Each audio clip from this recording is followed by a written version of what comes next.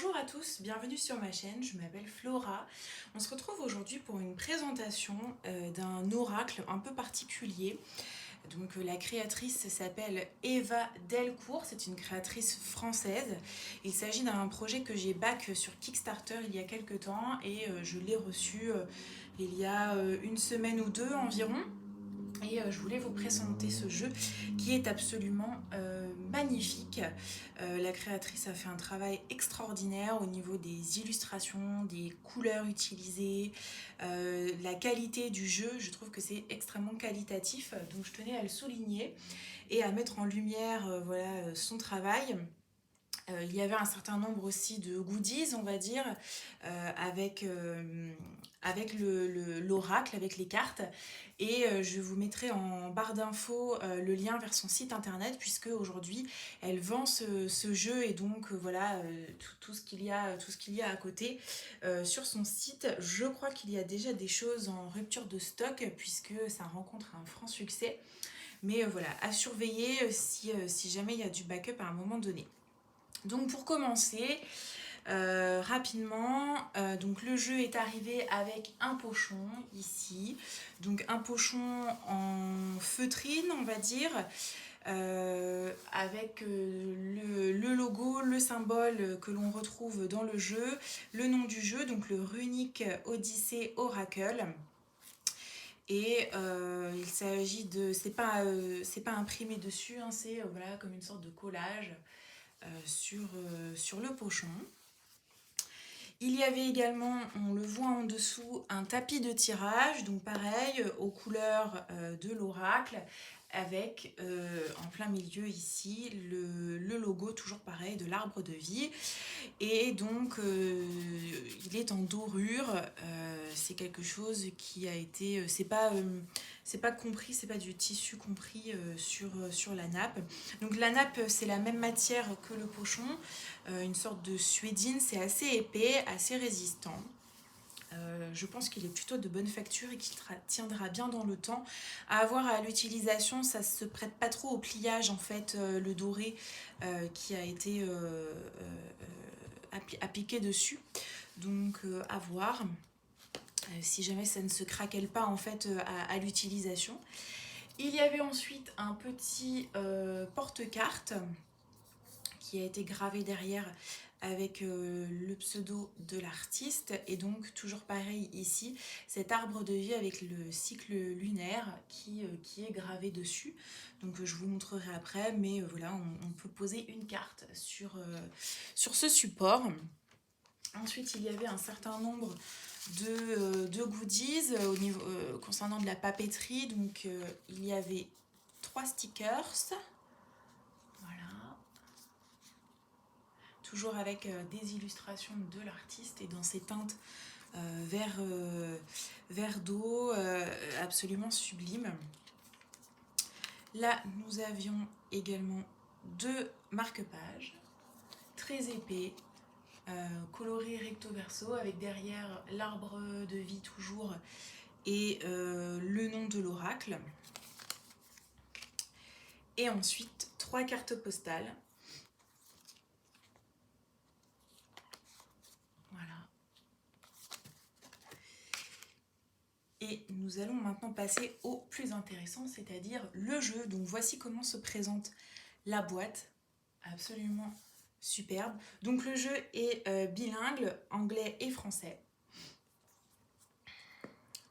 Alors il s'agit d'une boîte cloche qui s'ouvre comme ceci, avec des dorures. Donc tout d'abord il y a le petit livret d'accompagnement qui est en... Alors il est français-anglais, donc il est en couleur, papier glacé. Et il comporte à chaque fois les illustrations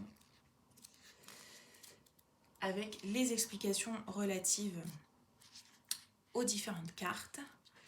Et donc en introduction, on a des tirages spécifiques. Et bon, l'origine des runes, comment utiliser les runes, etc. Ensuite, donc la boîte est vraiment de très belle facture, hein, comme vous pouvez le constater. Voilà. Alors, le jeu arrivait avec un certificat d'authenticité et une carte de remerciement de l'artiste avec ici ses références. Alors, concernant le jeu,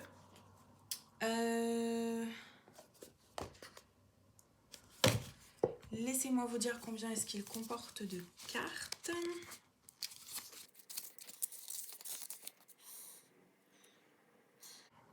Donc il y a 24 cartes pour les 24 runes et il y a également des cartes spécifiques en fonction des phases de la lune.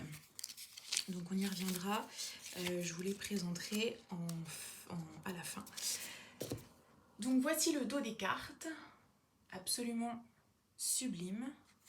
Les tranches qui sont toujours dans les mêmes teintes de vert très foncé. Voilà, pour aller avec le dos. Le doré, comme vous pouvez le constater, c'est du foil au niveau des cartes. Et excellente qualité de cartes, franchement très épaisse. Compte tenu de la crise actuelle au niveau des pénuries de papier, voilà, j'ai été agréablement surprise concernant la qualité des cartes. Donc je vais faire défiler les cartes, je vais vous les montrer. Je vais zoomer. Et c'est parti.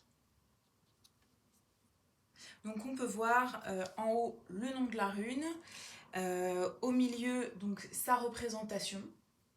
Il y a des mots-clés, donc français-anglais, et en fond on peut voir une illustration qui est en lien finalement avec les mots-clés et la symbolique de la rune.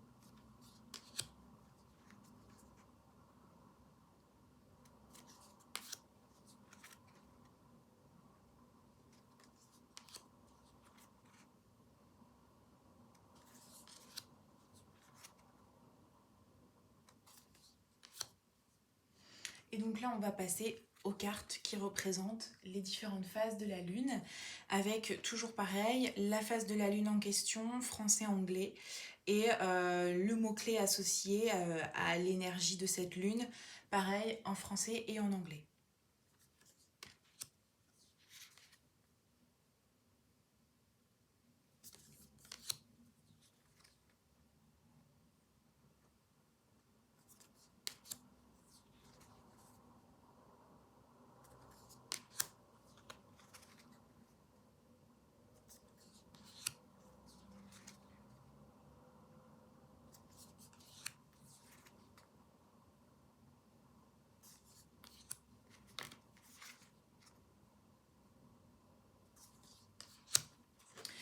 voilà, donc comme vous avez pu le constater, il y a à la fois des cartes pour les runes et des cartes pour les phases de la lune. Vous pouvez les utiliser séparément ou bien brasser le jeu voilà, avec toutes les cartes ensemble.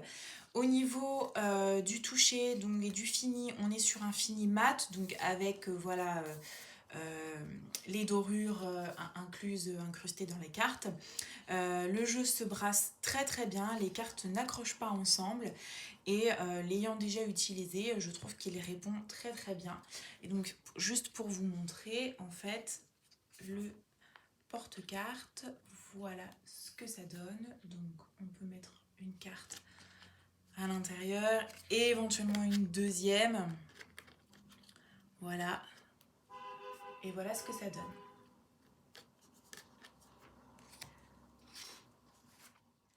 Je vous remercie, j'espère que cette vidéo vous a plu et je vous dis à bientôt pour une prochaine vidéo.